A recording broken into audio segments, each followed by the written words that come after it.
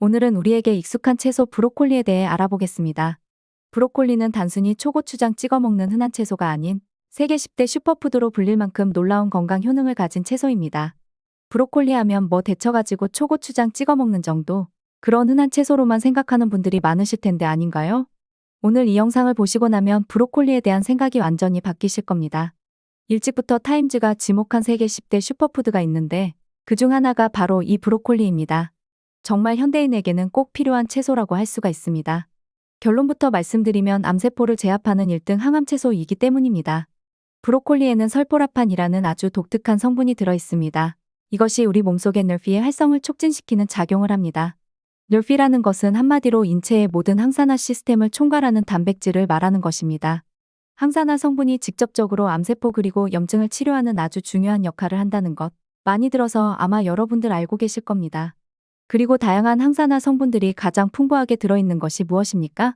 채소, 과일이기 때문에 채소 과일 섭취가 중요하다고 그토록 많은 전문가들이 계속적으로 이야기를 하는 것입니다. 여기서 정말 집중해 주세요.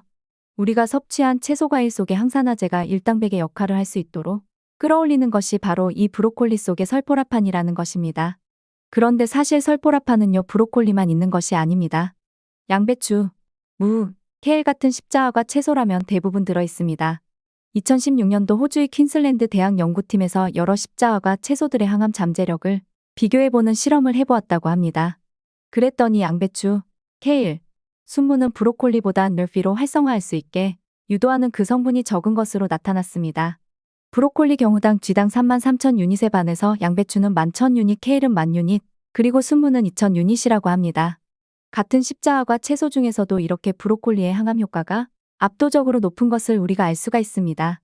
여러 연구에서 설포라판은 전립선암, 유방암, 위암, 폐암, 백혈병, 결장암, 간암세포의 생성을 감소시킨다고 알려져 있어요. 특히 간암세포의 성장을 억제하고 암세포가 몸집을 키우기 위해서 반드시 필요한 신생혈관이 만들어지는 것을 막아주는 역할을 하는 것으로도 알려져 있습니다. 저는 브로콜리의 모양을 보면 이렇게 생겨가지고 인체 오장육부 중에서 폐 즉 허파과리를 참 닮았구나 하는 생각이 듭니다. 실제로 브로콜리는 항암작용 이외에 폐를 보호하는 효과가 뛰어난 채소입니다. 2011년 존스 홉킨스 의과대학 연구팀이 중국에서 아주 흥미로운 연구를 진행한 논문이 있습니다. 중국은 세계에서 대기오염 문제가 대단히 심각한 나라 중 하나입니다. 그 중에서도 대기오염이 굉장히 심각한 양쯔강의 삼각주 지역에 사는 291명을 대상으로 한 그룹은 브로콜리 새싹 주스를 마시게 했습니다. 또 다른 그룹은 위약을 마시게 했어요. 그러니까 가짜 약을 마시게 한 겁니다.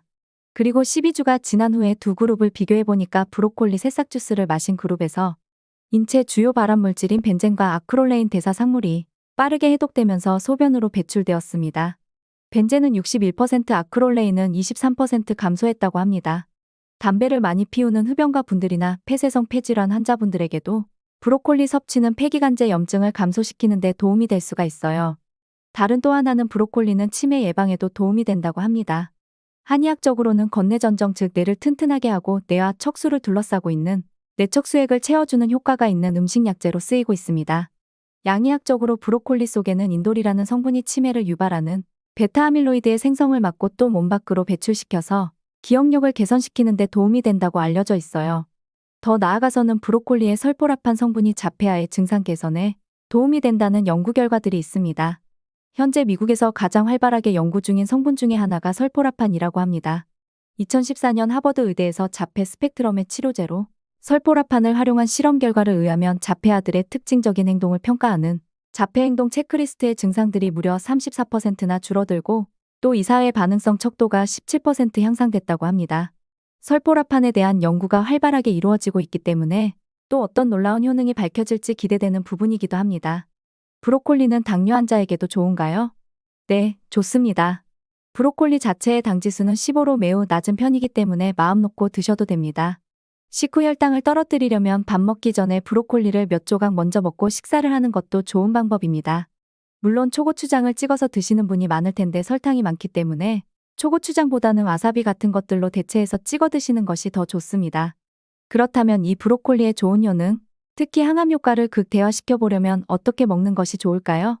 아까부터 항암 효과에 설포라판이 좋다고 그렇게 설명을 제가 드렸는데 여러분이 마트에서 구입하신 이 브로콜리에는 설포라판이 없습니다. 아니, 이게 무슨 소리야? 하실 텐데요. 이 안에는 설포라판이 되기 전에 형태인 글루코라펜이라는 성분으로 존재를 유지합니다. 그것은 미로시나드라는 효소에 의해서 설포라판으로 바뀌게 됩니다. 조금 어렵죠? 세포벽에 의해서 효소가 분리되어 있기 때문입니다. 그렇다면 어떻게 해야 될까요?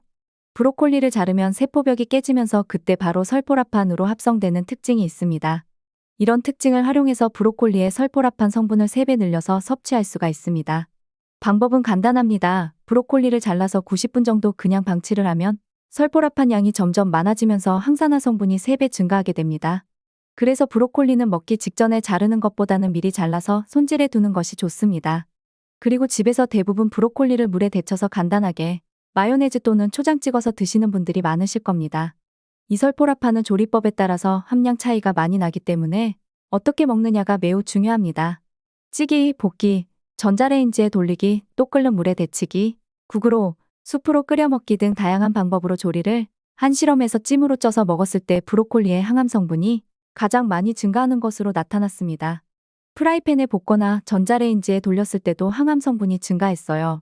이에 반해서 끓는 물에 그냥 데치면 항암 성분이 반대로 0.4배 감소되었다고 합니다. 국에 넣거나 수프로 끓여 먹으면 그 이하로 떨어지게 됩니다. 물론 브로콜리에는 설포라판만 있는 것은 아닙니다. 여기에는 섬유들도 굉장히 풍부하고요. 그 외에 비타민C가 정말 많습니다. 눈과 피부에 좋은 비타민 A도 있고 또 뼈를 튼튼히 하는 비타민 K, 엽산도 풍부하기 때문에 데쳐서 먹는다고 큰일 나는 것은 아닙니다.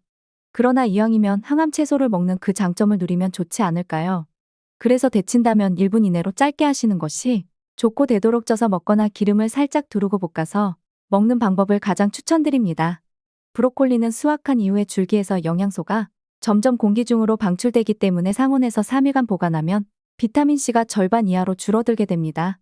그래서 되도록 수확한 지 얼마 안 된 아주 싱싱한 것을 구입하시는 게 좋겠습니다. 국제식량농업기구에서 조사한 바에 따르면 여러분 한 사람이 1년 동안 먹는 이 브로콜리에는 평균 1660여 마리의 벌레가 들어있다는 사실 알고 계신가요? 그래서 먹기 전에 세척하는 것에 우리가 존공을 들이셔야 합니다. 지금부터 브로콜리 꽃송이 사이사이의 기생충과 이물질을 완벽하게 제거하는 세척법을 알려드릴게요.